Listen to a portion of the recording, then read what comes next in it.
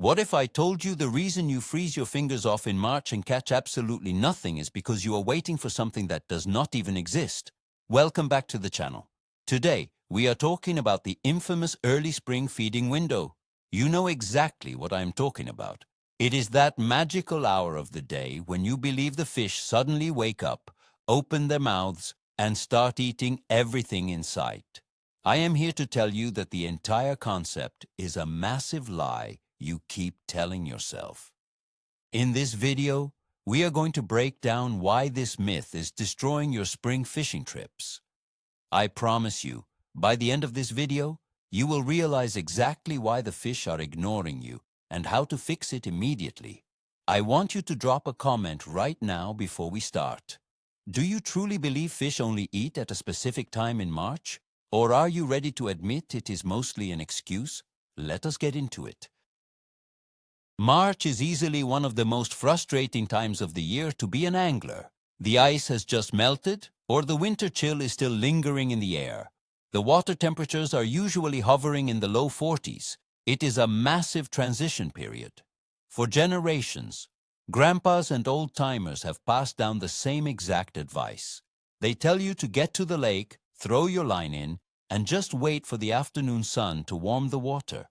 They tell you there is a strict feeding window that only lasts for an hour or two. Because of this deeply ingrained belief, we do the same thing year after year. We drag our heavy gear to the bank, sit on a bucket for 6 hours, doing the exact same wrong technique, and wait for an invisible bell to ring. We put all our faith in the clock instead of observing the water. We use the feeding window as a psychological safety net to protect our pride when we fail. Picture this. It is 6 o'clock in the morning.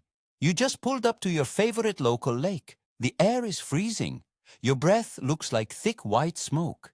You grab your gear, walk down to the bank, and make that very first cast.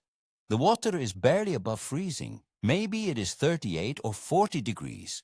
You stand there, shivering in your boots. You tell yourself that the fish are just waking up. You tell yourself that you just need to wait for the sun to come over the trees. You are waiting for that magical feeding window to open. Hours go by. You change your bait once or twice. You drink half a thermos of coffee. Still nothing happens. Not a single bite. Then you look at your buddy and say the classic phrase. You say the fish just are not feeding right now. You convince yourself that the feeding window is closed.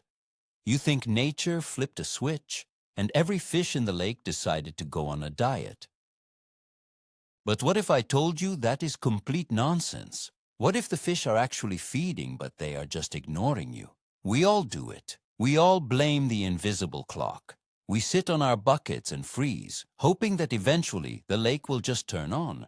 But this mindset is exactly why you go home with an empty cooler. You are relying on a myth instead of looking at the reality beneath the surface. Let us be honest with ourselves for a minute. The feeding window concept is often just a convenient excuse. It is a safety net for our own ego. When you cast your favorite lure for 3 solid hours and do not get a single nibble, it hurts your pride. It is much easier to blame the fish. It is easier to say the window is shut tight. But think about the old-timer sitting 50 yards down the bank. He is using a simple rig, casting into a slightly different spot and pulling in fish after fish. If the feeding window is closed for the whole lake, why is he catching them? The truth is, that old-timer understands something you are ignoring. He knows that in March, fish do not operate on a strict breakfast and lunch schedule. They are cold. They are sluggish. They are not swimming a mile to chase down a fast-moving bait. They are holding tight to cover. When you say the window is closed, what you are really saying is that your current presentation is not working. You are making the mistake of forcing a summer tactic into early spring water. You are refusing to adapt. The excuse feels good, but it ruins your fishing trip. You tell yourself that you will just wait it out until noon. You think the midday sun will magically ring the dinner bell. But sitting there doing the exact same wrong thing for another 2 hours is not going to change your luck. It is time to drop the excuses. To understand why this concept is a lie, we need to look at basic fish biology. In early March, the water temperature is still very low. Fish are cold-blooded creatures. This means their body temperature is the exact same as the water around them. When the water is 42 degrees, their metabolism slows down to an absolute crawl. They do not need to eat a massive meal every single day. They digest food very slowly. So, the idea that the whole population of the lake suddenly wakes up and feeds aggressively for exactly 1 hour is completely false. They do not have the energy for a feeding frenzy. Instead, they eat small meals when the opportunity is perfect. If a piece of food drifts right past their nose, they will open their mouth and grab it. They are not swimming around looking for an open buffet. They are waiting in ambush. If your bait lands 5 feet away from them, they are not going to spend precious energy swimming over to inspect it. They will just sit there and watch it sink. This is why you think the window is closed. You are casting blindly into open water, hoping a hungry fish will track down your lure. But in reality, the fish are pinned to the bottom, conserving heat and energy. They are always willing to eat, but only if you serve it right to them on a silver platter. You have to literally hit them on the head. One of the biggest lies we tell ourselves is about the afternoon sun. How many times have you heard someone say, "Just wait until the sun warms the water"? It is the classic grandfather advice. You sit there freezing all morning, convinced that at 2 o'clock in the afternoon, the water will warm up by a few degrees. You think those 2 degrees will instantly turn the fish into feeding monsters. But let us think about this logically. A giant body of water does not heat up like a cup of tea in a microwave. The sun might warm the top 1 inch of water in a shallow bay, but down at 10 feet deep, where the fish are holding, the temperature has not changed at all. It takes days of consistent warm weather to raise the core temperature of a lake. So when you finally get a bite at 2 o'clock, it is rarely because the whole lake suddenly warmed up. It is usually because the light penetration changed, or the wind shifted, or you finally cast your lure into the right pile of rocks. But because the bite happened when the sun was shining, you falsely connect the two events. You invent a feeding window in your mind.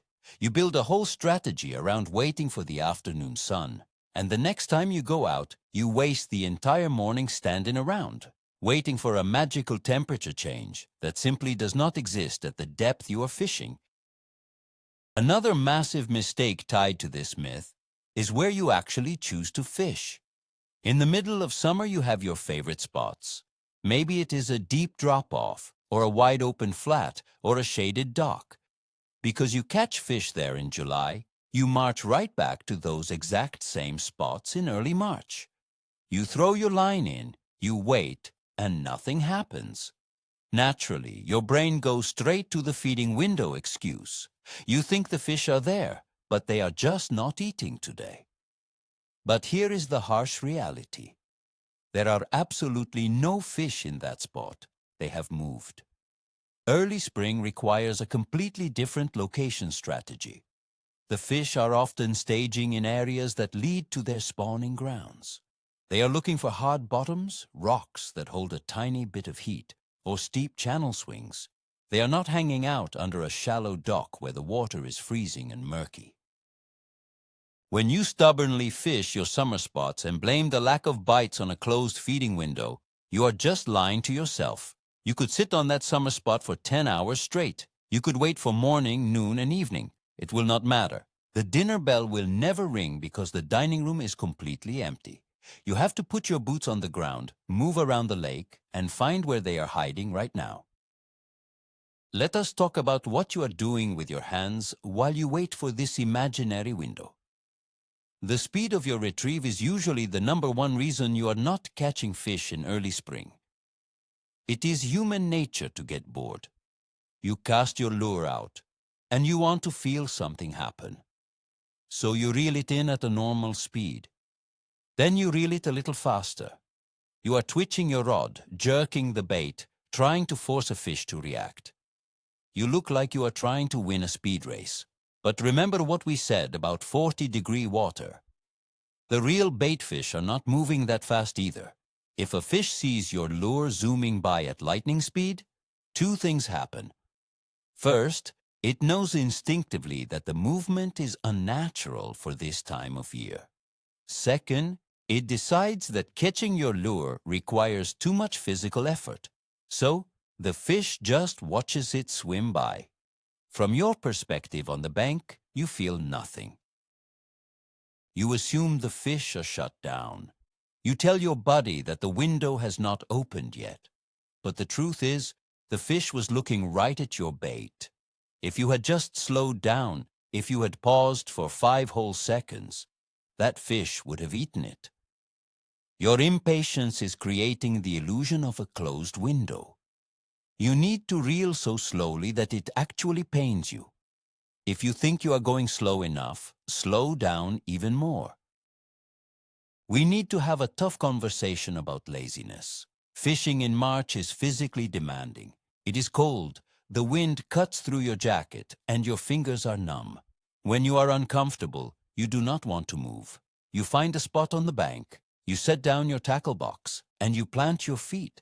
You decide that you are going to make a stand right there. You cast into the same fan-shaped area for 4 hours straight. When you do not catch anything, the feeding window becomes your absolute best friend. It is the perfect justification for not picking up your heavy gear and walking a mile down the muddy shoreline. Saying the fish are not biting is much easier than admitting you are too cold and too tired to go find them. The guys who consistently catch fish in March do not rely on a window. They rely on their legs. They keep moving.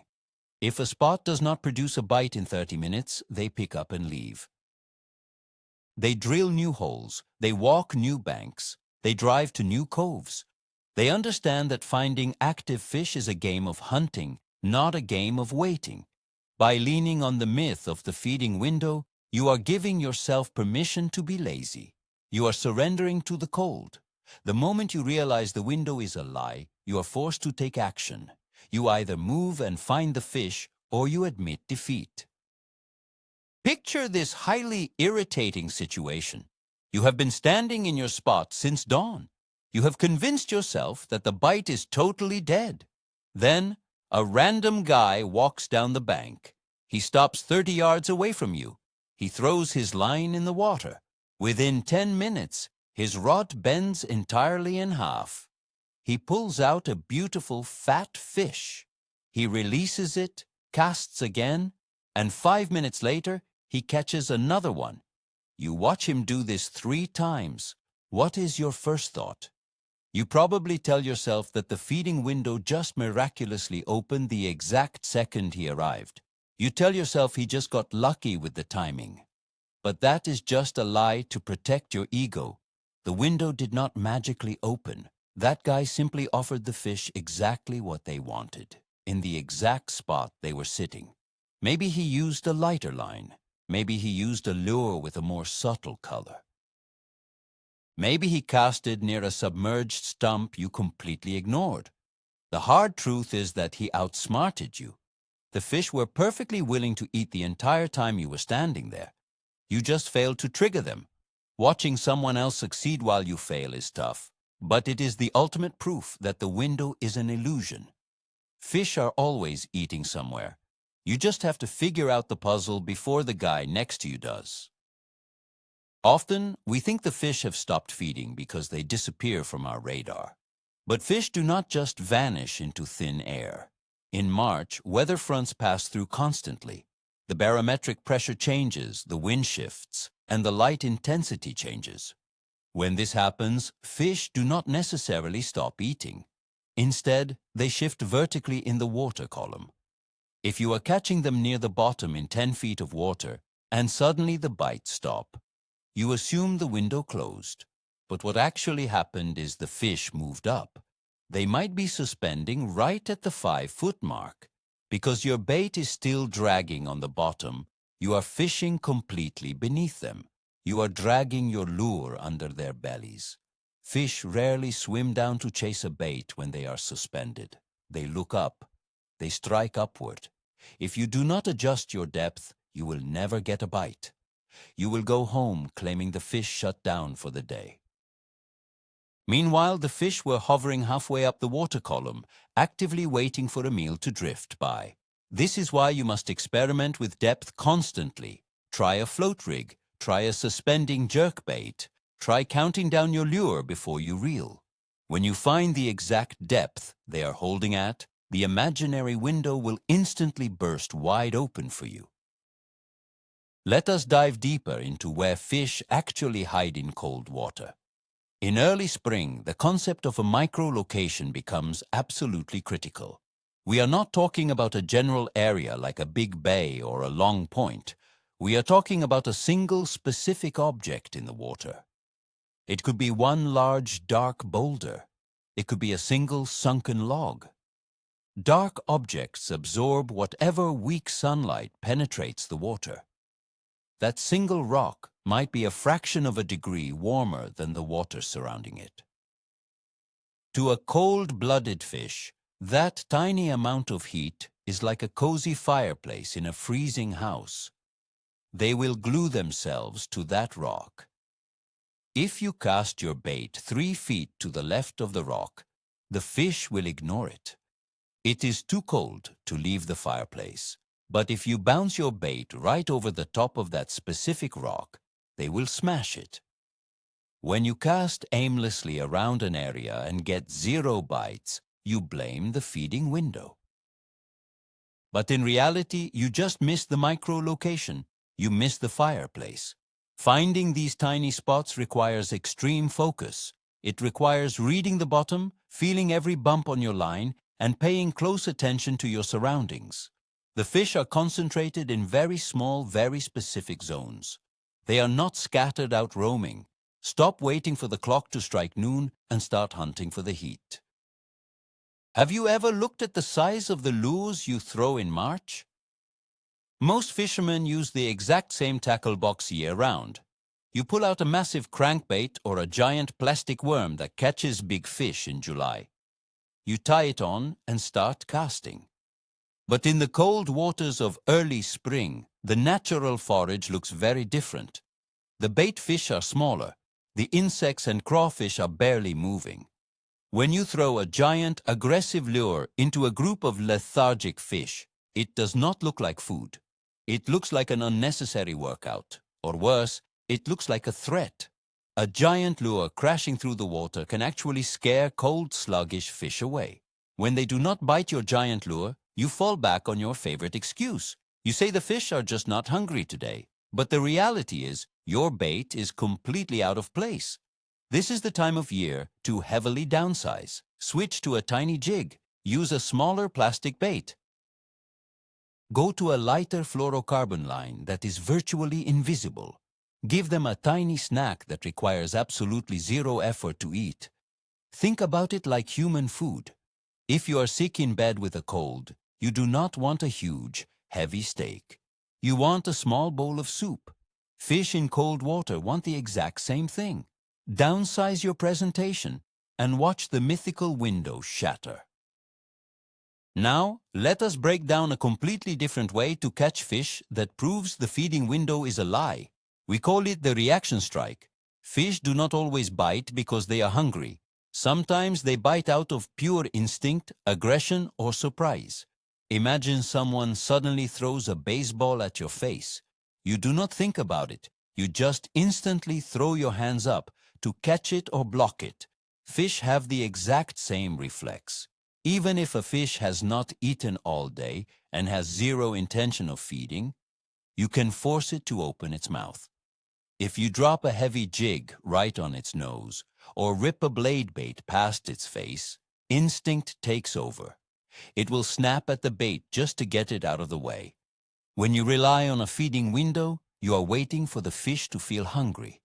You are waiting for them to make a conscious decision to eat. But a smart fisherman does not wait. A smart fisherman forces the issue. By using erratic movements, sudden pauses, or loud rattles, you trigger that involuntary reflex. You can catch a dozen fish right in the middle of a so-called closed window just by changing how you provoke them. Stop waiting for the fish to invite you to dinner. Kick the door down and make them react. The window only matters if you are relying entirely on their appetite. Let us talk about the weather, specifically the wind. Many fishermen hate the wind in March. It makes casting difficult, it tangles your line, and it freezes your face. When the wind picks up, many guys pack up their gear and go sit in their warm trucks. They look out at the choppy water and say the bite is probably shut down anyway. But the wind is actually your greatest ally in early spring. Wind pushes the warmer surface water against a specific bank. It stirs up the mud, which hides your thick fishing line. Most importantly, it blows tiny microorganisms and bait fish into the shallows. The larger fish follow the bait fish. While you are sitting in your truck complaining about the cold wind, a massive feeding frenzy is happening right up against the windy shoreline. The wind completely overrides any imaginary daily feeding schedule. It dictates exactly where the food chain is moving. If you are fishing a calm, protected cove because it is comfortable for you, you are in the wrong spot. The water there is stagnant and clear, making fish extremely cautious. To shatter the feeding window myth, you must fish the wind-blown banks. Put your back to the wind, cast into the waves, and drag your bait through the chaos. It is uncomfortable, yes, but it is exactly where the active fish are waiting for an easy, wind-blown meal. You often hear old-timers talk about the barometer. They say the fish will not bite because the pressure is too high or dropping too fast.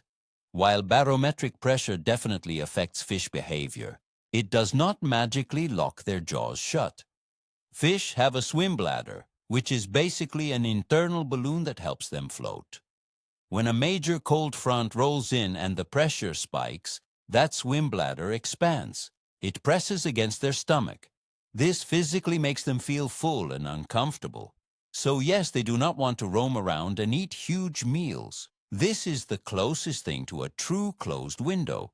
But even in this extreme scenario, the fish are still catchable. They simply bury themselves deep into thick cover. They go down into brush piles, thick weeds, or deep rocks to relieve the pressure. They will not chase a moving bait. But if you take a weedless jig and drop it directly into the center of that brush pile, right on top of their head, they will still suck it in. They bite out of annoyance. The mistake you make is fishing the open water during a high-pressure front, getting ignored, and going home. You blame the barometer. The real secret is that the fish just retreated into the thickest living room they could find. You have to go in after them. One of the biggest obstacles in March fishing is your own human pride. We are creatures of habit. You have a favorite lure. Maybe it is a spinnerbait that caught your personal best fish 5 years ago. Because of that one glorious memory, you tie it on every single time you go to the lake. You cast it for 3 hours without a single bump. Deep down, you know it is not working today.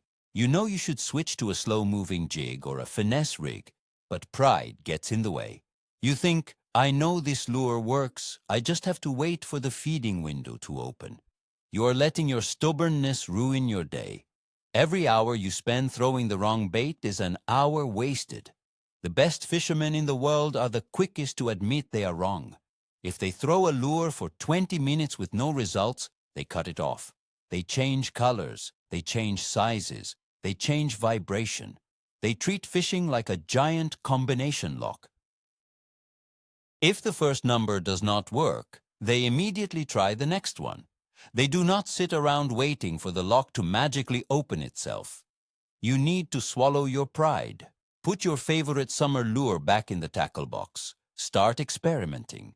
The moment you break your own stubborn habits is the moment you start catching fish on days when everyone else is complaining. If you ever need absolute proof that the feeding window is a lie, just look at modern fishing electronics. Today, we have live sonar. We can look at a screen and see the fish swimming in real time. We can watch them react to our baits. Before these screens existed, it was easy to believe the lake was just empty or the fish were asleep. But now, The truth is right in front of our eyes. You can drop a bait down to a group of 5 large fish. You watch your bait sink. You see the fish slowly turn their heads to look at it. You twitch the rod. The fish swim forward, inspect it for 10 seconds, and then slowly turn around and swim away. They were awake. They were active. They just rejected your presentation. I have seen guys stare at the screen, watch a fish reject their bait, and still say the feeding window must be closed. No, my friend, the fish just gave you a bad review. Your bait looked unnatural, or your line was too visible, or your movement was too jerky. The electronics have exposed all our old excuses. They prove that fish are constantly evaluating food sources. They are always making decisions. They do not run on a binary switch of on and off. If they reject your bait, it is a problem with your technique, not a problem with the clock. Accept the feedback and adjust. Think about how fish travel in early spring. We often focus entirely on the destination. We fish the shallow spawning flats, waiting for the fish to arrive. When the flat is empty, we say the window is closed and they are not feeding. But in March, fish spend most of their time in transition. They are slowly migrating from their deep winter holes toward the shallow flats. They travel along specific underwater highways. These highways are usually creek channels, drop-offs, or submerged ridges. If you sit on the shallow flat waiting for a feeding window, you are missing the entire migration. The fish are staging halfway between the deep water and the shallow water. They stop at little resting points along the highway. A point of rocks jutting out into a channel is a perfect example. They will stack up on that point, resting and feeding, before moving shallower. To catch them, you have to intercept them on their journey. Stop waiting at the final destination. Look at a map of your lake. Find the deep winter water. Find the shallow spring flat and draw a line between them. Fish the prominent structures right in the middle of that line. You will suddenly find fish that are perfectly willing to eat, completely ignoring any supposed feeding schedules. You just have to meet them where they are right now. Fishing is a massive mental game. Your confidence level actually impacts how you fish. When you believe in the myth of the feeding window, you automatically fish poorly outside of those imaginary hours. If it is 10 in the morning and you believe the fish will not bite until noon, your brain gives up. You start casting sloppily. You stop paying attention to your line. You let your bait snag on the bottom. You are just going through the motions, killing time until the magic hour arrives. And because you are fishing carelessly, you miss the subtle bites that actually happen. A fish might pick up your bait very softly, but because you are daydreaming about noon, you never feel it. You reel in an empty hook and feel validated in your belief. But when you completely reject the idea of a feeding window, your mindset changes. You believe that every single cast has the potential to catch a fish. You stand up straight. You grip the rod tightly. You watch your line like a hawk. You feel every pebble your lure bumps into. This intense focus allows you to detect the tiny, subtle bites of early spring. By simply believing that the fish are always catchable, you instantly become a better, more alert fisherman. You create your own luck through sheer focus. The feeding window is a mental trap that destroys your focus. If you really want to crack the code of March fishing, you need to replace myths with hard data. The best way to do this is by keeping a detailed fishing logbook. Most casual fishermen rely on their fuzzy memories.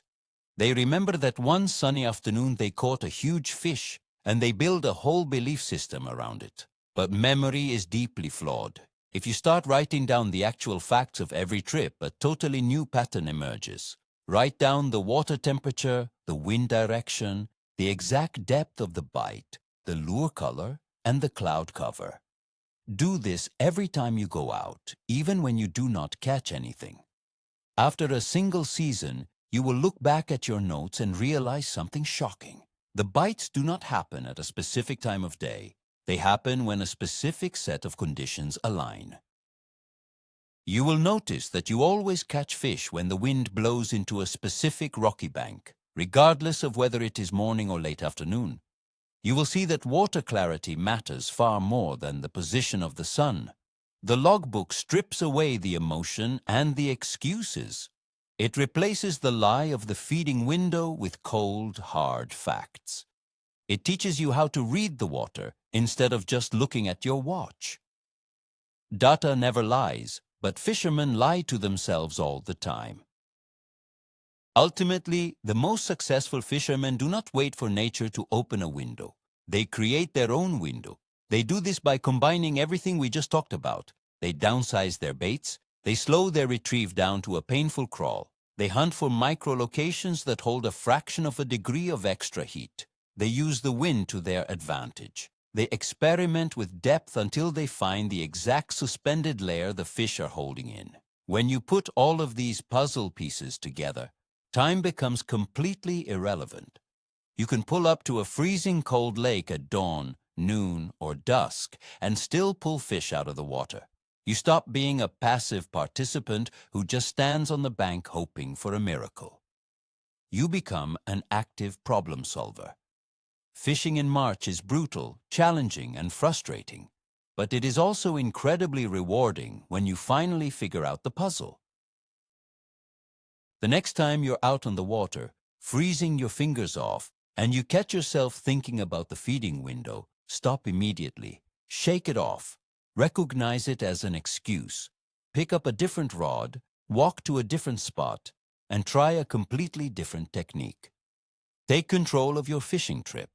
The fish are down there right now, and they are waiting for you to do it right. So let us wrap this all up.